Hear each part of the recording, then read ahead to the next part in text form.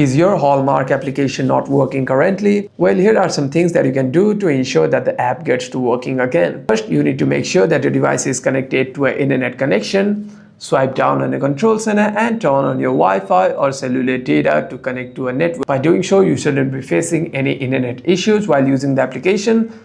However, if there's any other kinds of problem while using the app, you want to simply tap and hold onto the app and simply remove the app from your device. After that, we're going to reinstall the application from App Store. Tap on search and you want to type in Hallmark over here. And you'll be able to see the official Hallmark application over here.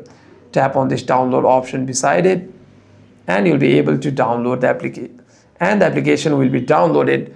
By doing so, it restarts the application and you shouldn't be facing problems while using the app again. However, if you're still facing any problems, it might be the device's fault and not your application's. So you want to simply restart your device once and open the app again to be able to use the application. Hope this video is helpful, and if you have any further questions, make sure to leave a comment down below.